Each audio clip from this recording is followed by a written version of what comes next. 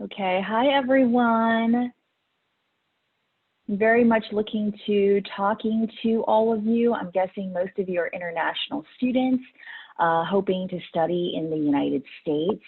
I'm so excited to be here. My name is Mandy Fierbacher. I am a former consular officer, and I guess you guys know us as visa officer with the Department of State, and I worked as a consular officer for over 7 years with the State Department. So I've interviewed probably over 100,000 visa applicants, lots of them students. So I pretty much know everything about the student visa process, the student visa experience.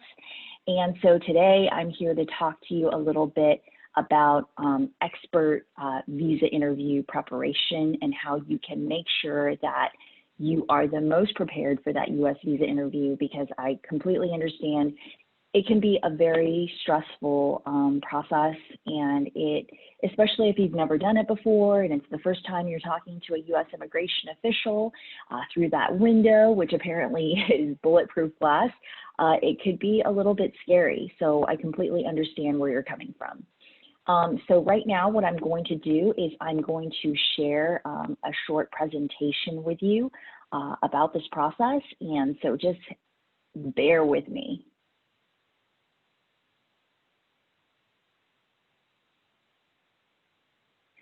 Okay, guys, hopefully you can see my presentation. So what we're going to talk today about is expert visa interview preparation. How do you make sure that you are the most prepared possible for your U.S. visa interview? What I find is that a lot of people don't actually understand the process before they go into it. You know, maybe they think, hey, you know, you just stand in line, you get an appointment, you go in. But as somebody who has actually worked behind the visa window, you know, there's actually a lot of important things that you should know about before you go into this process, mostly because it does carry a lot of weight in whether or not you actually get to go to the U.S., you know, if you get approved a visa, or if you get denied, it goes on your visa record.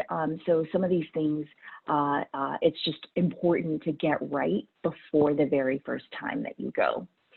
And so my name's Mandy Fierbacher. As I mentioned, I'm a former U.S. diplomat, former consular officer, and I'm also a U.S. immigration attorney. So I have a lot of experience on both sides of the window. I interviewed so many visa applicants, but I also have worked with a lot of clients, helping them prepare for the U.S. visa interview process. And so just a little bit about me. My first assignment with the State Department was to be a consular officer, visa officer at the U.S. Embassy in Beijing, China. So I did that for 2 years. And after that, I worked at the U.S. consulate in Matamoros, Mexico, near the border, which was very interesting. There are a lot of similarities between how visas are decided, even if you're applying in a different country. So it was kind of interesting for me to see the differences between China and Mexico.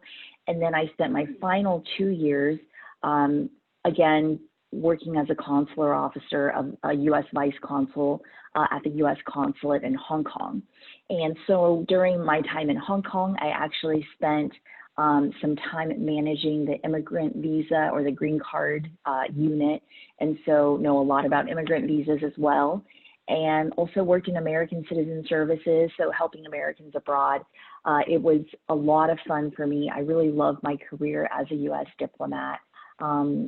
You know, for other reasons, I decided to leave the government. And when I left at the end of 2018, I started my own law practice, practicing immigration law, and really found out that, you know, what I'm really good at is helping clients prepare for this U.S. Visa interview process. And so finally, I am the executive vice president of Argo, which I'm really excited to tell you guys a little bit more about, but we are basically the first company in the world that is made up entirely of U.S. visa officers who have worked for the Department of State at embassies and consulates around the world. So we have an amazing team of people. Currently, we have 26 officers, and they have worked in Brazil, in India, in China, in Canada, in Nigeria, in Nicaragua, in Pakistan. I mean, so many different locations, and we have such insider's knowledge about exactly how consular officers make these decisions, whether to approve or deny someone's visa. So it's a very exciting venture, and I'm excited to see how we can help you guys out as well. So this is a picture of me and my husband actually in front of the U.S. Embassy in Beijing. So if anybody is tuning in from China, this is probably very familiar to you. You can see this through the fence. And also just wanted to share this fun picture because one of my favorite parts as a U.S. diplomat is when you worked overseas, generally really important figures come through the embassy. They take the time specifically to meet the diplomats who are working on the ground. And so my husband and I had the great pleasure of meeting former Vice President Joe Biden, who is now currently running for U.S. President. He's a very nice guy, really enjoyed the meeting, very kind, very humble. And so it was a really awesome opportunity for us. And so let's now talk a little bit about the U.S. visa interview process. I mean, why do people have problems with the U.S. interview? Most people think like, oh, if I just go in and I just, unprepared and, just answering questions, I'll be fine. But that's not actually true. And so I'll go through some reasons why. The first is that, you're probably going to be very nervous and you're going to be unprepared because nobody has expertise on the process. Everybody hears stories online, on internet forums, or maybe from their cousin or their aunt who applied, but everybody's situation is a little bit different. And so you're going to be evaluated by the consular officer on the merits of your own personal situation and not, because somebody says, oh, if you say this, you'll get your visa. That's actually a really good way to get your visa denied is if you memorize things to say or hear from other people what you should say. It's a really, really bad idea. So that's why it's important to be prepared for your own personal situation. So something else that many people don't really realize is that you actually cannot rely on your documents. I have had so many clients come to me and they bring in a stack of documents this thick and they're like, yeah, I'm just gonna go in, I'm gonna shove everything through the window and I'll be fine because the consular officer will just read the papers in front of him. That's probably not true. So actually as consular officers, what I know is that we hate looking at documents. We don't rely on documents. We know that documents can be faked and that, at the embassy where I worked and the consulates where I worked, you could just walk out on the street corner and just buy, whatever you need, bank statements, anything. And so that's why consular officers generally tend not to look at your paperwork. So if you're someone who has been refused a U.S. visa in the past and you're confused and you're like, you know what, I tried to give them my papers, they wouldn't look at them, that's why. We know they can be faked. And so what we really rely on is the interview itself. We want to see how you answer your questions. We want to know, are you prepared? Are you confident? All of these things are really, really important and much more important than any document that you can bring us. Finally, visa officers are overworked and we have limited information. This is absolutely true. So when I worked at the U.S. Embassy in Beijing, China, I would regularly interview between 100 to 200 visa applicants a day. That's a lot of people that I have to talk to, and each interview is going to be very short, probably 2 to 3 minutes at the most. And so because we get very tired of talking to so many people, we get very cranky, you really want to know how best to prepare for your interview so that you make it easy on us to approve your visa and to not make it so hard. And, a couple examples are when people would give us one-word answers and it was so hard to actually get to the bottom of what we're trying to get to know. So this is another good reason that you know, just to get rid of any doubts that you may have. It's good to work with somebody who has expertise on the visa interview process so that you can make sure you get an A++ on your visa interview, have no problems, go to the United States, achieve your dreams, achieve your studies. And so this is really the best way to do it.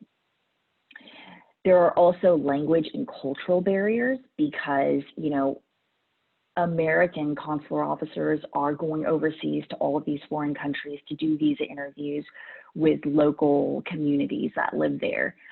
We do get language training. That's one of the great things about our job is usually we actually get to learn a foreign language before we move overseas and do these interviews. But unfortunately, our language studies are usually for a short period of time. Before I moved to Mexico, I had 6 months to learn Spanish, and I can speak Spanish, but probably not in the same way that someone who grew up in a Spanish-speaking country can speak Spanish. So it's really important to understand that there could be cultural and language barriers, you know, and that's something that you want to be aware of going into your visa interview. And the stakes are really high, even though it's only a 2 to 3 minute visa interview. Once you do end up having a problem, it becomes a really big problem because you know, this consular officer has made a decision on your case. You know, if it's a bad decision, you're not really able to change their minds on the spot. The only thing that you can do is try to reapply next time, but it probably is going to be more difficult to get your visa approved the next time. And the stakes are high because if you want any sort of future in the United States, whether you want to go to study for 4 years at a university or you just want to go on a dream vacation to Disneyland, you know, if you don't do this interview right, if you don't handle it properly, you might end up not having a chance to go.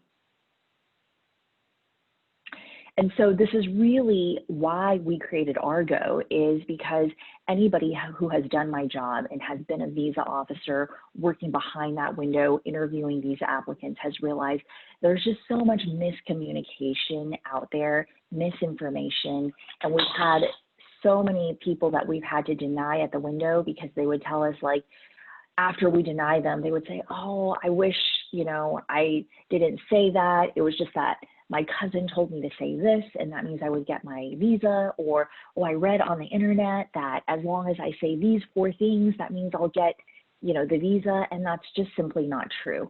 And so for people who have been former consular officers like us, we started Argo because we really wanted to help clients understand this process, how to make sure that they have no issues, how to get a consular officer to listen to your situation. And that's really what we set out to do. And we're very excited about it and very passionate about it. And so what is something that would be very helpful if you were to work with Argo? And just to give you a little bit of background, working with Argo means you would sign up through our video conference platform on the internet. It's very simple. Anybody who has an internet connection can do it. And you would sign up for a 30-minute one-on-one consultation with a former consular officer. But why would you choose Argo? Let's look at some of the reasons. First, to tell you some of the things that we wish you could have told you as consular officers, because, you know, we have very strict guidelines when we're visa officers. There are a lot of things that we're not allowed to tell you, like why we refused your visa. And now that we no longer work for the government, we can give you some insights as to why your visa has been refused. And even though we're not, you know, accessing government computers or anything like that, we have so much experience. I mean, every Argo officer has interviewed at least 10,000 visa applicants, and we've seen every type of case. It's very easy for when a client comes to me and asks me, oh, well, this is what happened. I don't know why I was refused a visa. When they describe the situation, I usually have a very good idea of why they were refused. Number 2 is help you prevent language and cultural miscommunications. So what Argo can do for you is help you understand the mindset of an American visa officer and why it's important to answer questions as accurately as possible in a way that an American officer would understand. And finally, we just really want to help you succeed at the most important interview of your life. You know, it's an imperfect process, the visa interview process, and it's a very short amount of time. You're nervous, but we think that with our help, you can absolutely prepare and just know that you have nothing to worry about going into your visa interview. And so, as I mentioned, it is online, and it's a very smart platform. I'm super excited about it. But basically what it does is it connects people who are applying for U.S. visas with former consular officers. And the system is very smart. It's going to try to match you with a consular officer who has worked in the country where you are applying. Of course, all of us consular officers have a ton of experience understanding how these interviews, how these visa interviews are decided.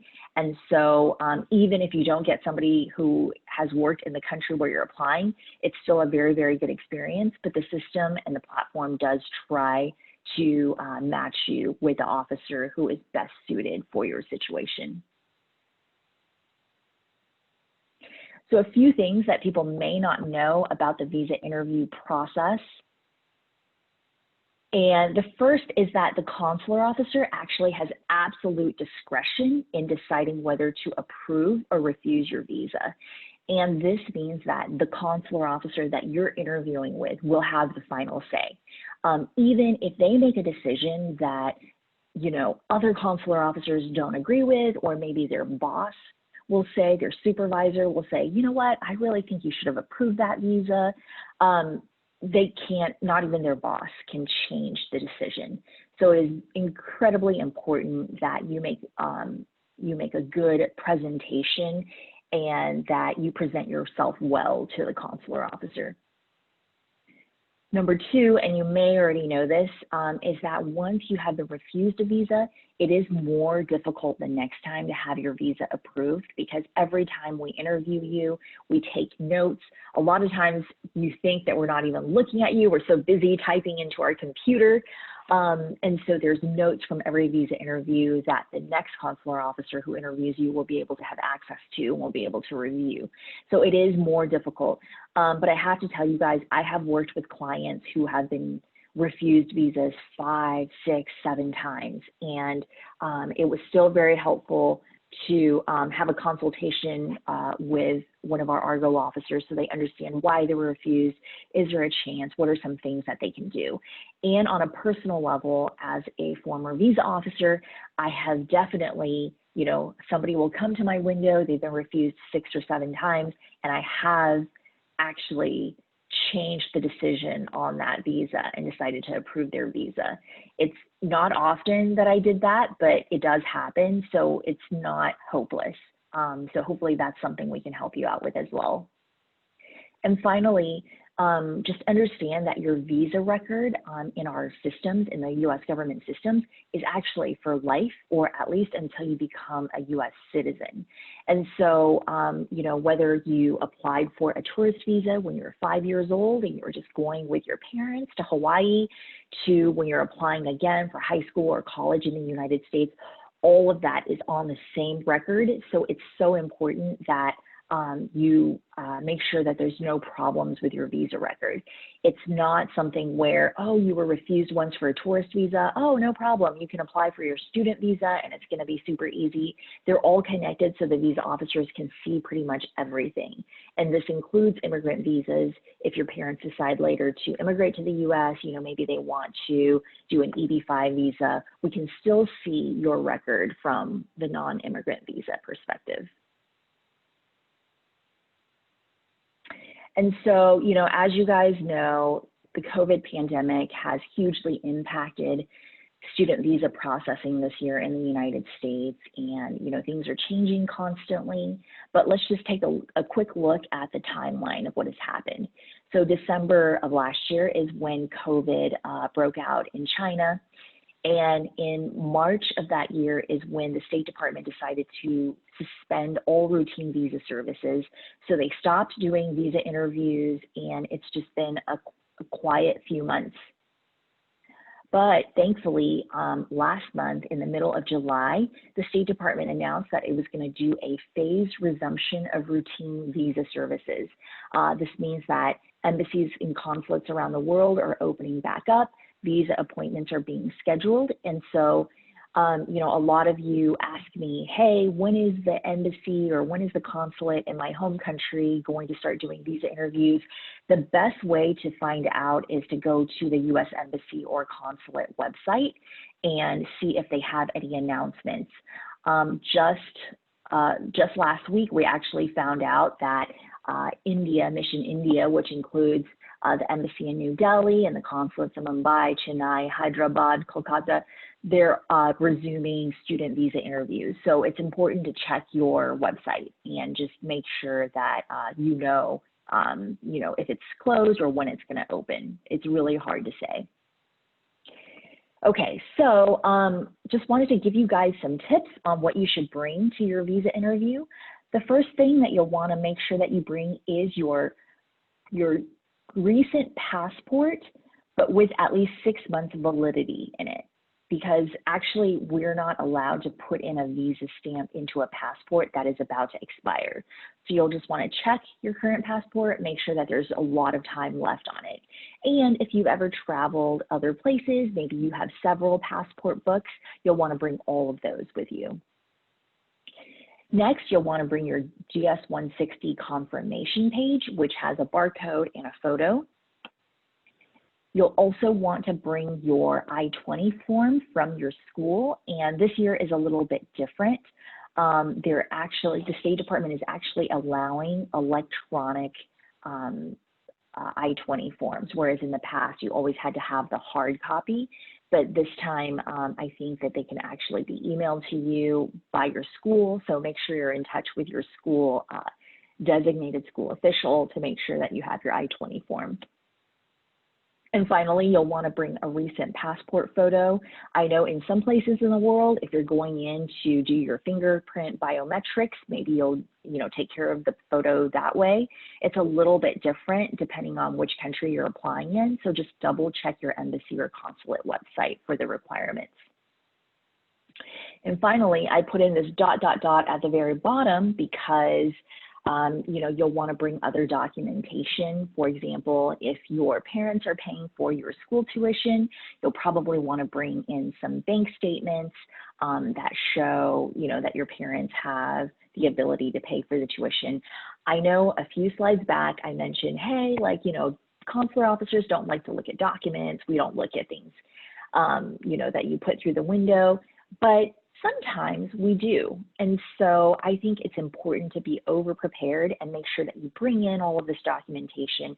I wouldn't put everything through the window, but at the very least, if a consular officer wants to look at something like paperwork from your parents, where they work, bank documents, your loan paperwork, then at least you have it and you don't have to have your case put on pending status for you to go home and get the documents. It's always good to make sure you have everything with you, even if the consular officer ends up not looking at it, because if they do want to see it and you don't have it, it could be a problem. Okay, so just a few tips for your U.S. visa interview. So first, you'll want to work with your school to understand all of the rules. They have changed a little bit this year because of the pandemic. And so, work with your school. They usually have the most up-to-date information about what you can and can't do. For example, if you're a brand new student, but your classes are all going to be online for fall semester, you probably will not be able to get a visa based on new regulations. So there's a lot of rules like that out there, so just check with your school. Next is to check to see if visa appointments are open, where you are applying. And so sometimes you may have no news, which means that the embassy and consulate in your home country is still closed. But I would check every couple of days just to see if there's announcements of when things are starting up. Next is just how important this visa interview is. So you really want to prepare with the experts, which is Argo, because we're the only company with officers who have worked as consular officers, we used to have weekly meetings about how we make decisions on these cases. Have we seen any weird visa trends? You know, what are some fraud trends that are going on? We know everything about how it works in the consular section, how consular officers make the decisions. So work with us to make sure that you're the most prepared possible, and we'll help you understand what the strengths and weaknesses of your case are. And if you work with the experts, one of the best things about working with Argo is that then you can go into your visa interview being very confident, knowing exactly what to expect, because confidence is so important in and of itself during the visa interview. It will put the consular officer at ease and make them understand that you know, this is what you're prepared. You're ready to go to the U.S. and study. So I did want to mention, you know, recently there have been some visa revocations going around. This is specific to students in India. There was, you know, a few thousand student visas or employment-based visas that were revoked because of paying for OPT training or pre-employment training. And here's how we can help. We can help you understand. If you're in this situation, you know, come talk to us, because we can help you understand your situation from the perspective of a visa officer and what can be done. We can help you best present your case to the visa officer at your interview, even if they end up, you know, having to review it some more and putting it under administrative processing, which is what 221G means. And finally, have your best chance for success at your next interview, because if you've had as serious of an issue as a visa revocation, it is very important to handle your next visa interview properly so that you can minimize damage. And so I just wanted to share with you guys, this is actually a quote from one of our Argo officers recently. She worked at the U.S. consulate in Mumbai, India. And I'm just going to read this to you because I thought it was so great of a quote. But she adjudicated or interviewed over 20,000 visa applicants in India, and she often saw applicants who were not prepared or had received misinformation about the visa process from family, friends, or the internet. And she says this sometimes led to visas being denied because they weren't able to articulate their qualifications for a visa. So preparing for your visa interview with Argo will allow you to understand the mindset of a consular officer, the visa decisions going on behind the window, and give you the best possible chance for succeeding with your visa application, which is always the most important thing.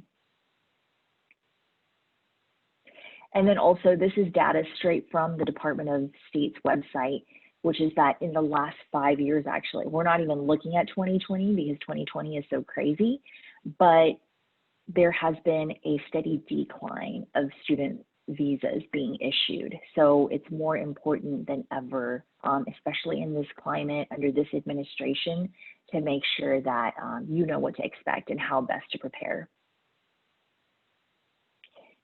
And so I am actually going to stop sharing for a second so I can answer all of your questions.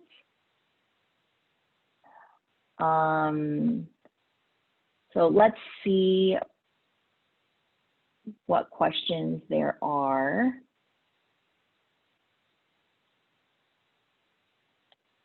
I'm so sorry, I actually cannot see any questions. This is really interesting. Okay, you guys, give me just a second.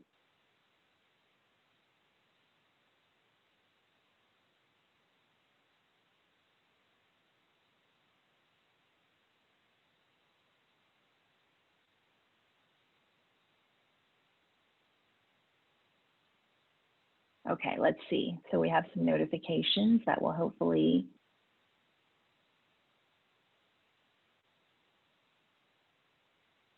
show what the comments and the questions are. Thank you guys for bearing with me.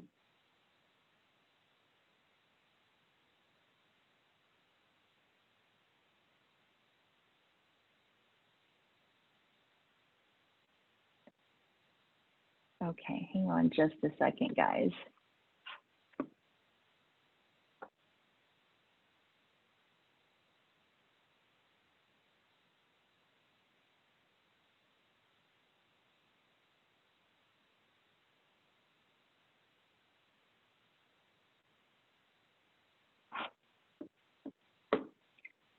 Okay, I see a lot of highs. Hi to everyone.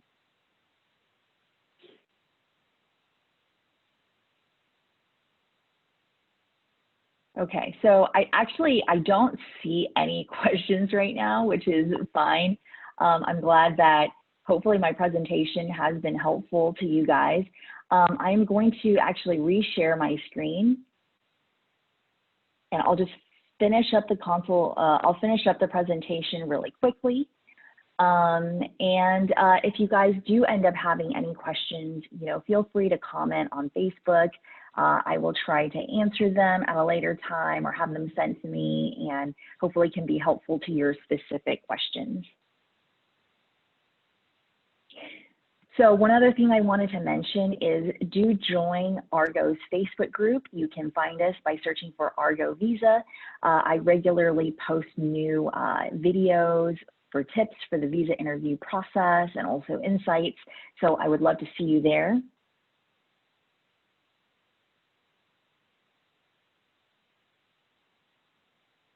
And so here is a map of where all of our consular officers, our Argo officers, have worked around the world. As you can see, we're pretty much everywhere, Canada, India, Brazil. And so we really hope that we can help you be successful at your visa interview. We currently have 26 officers. Like I mentioned, we speak 10 different languages, including Spanish, Portuguese, Mandarin. And if you add up all of our experience together, we have over 9 decades of experience. And we're the experts on the US visa interview process. And so if you might be thinking to yourself, hey, I have a family member or a friend I know that's not applying for a student visa. They're applying for an employment-based visa, an H-1B or an E-2 or an L. Is that something that Argo can help with? Absolutely. We do lots of different visa categories. We have so much experience with every visa category, so not just student visas. And so finally, what I want to share with you really quickly is we actually have a special Argo rate, a discount for Study USA clients and our webinar viewers. So I've put up a QR code, and if you scan this on your phone, it'll take you directly to our Argo process where you can put in your name and sign up for a consultation with one of our former consular officers. And it's at actually a huge discount to what is our public rate. If you were to go straight to our website, www.argovisa.com, it's a much higher rate. So we do have a special rate for our Study USA clients. And hopefully we will see you soon. We'll be able to do our one-on-one consultation.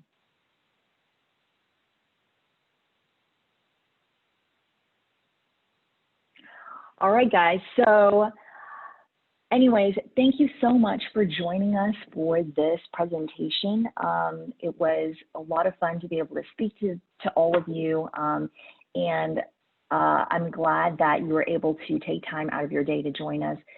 Please visit us at www.argovisa.com or join our Facebook group, Argo Visa, or watch out for more updates from Study in the USA, because we do have discounts for our special partners. And I hope that we'll be able to help you be successful and not worry about the visa interview process so that you can go on to the United States and achieve all of your dreams and aspirations. So I thank you very, very much for spending your morning with me, or your evening, depending on where you are in the world. Thank you so much, and see you guys next time.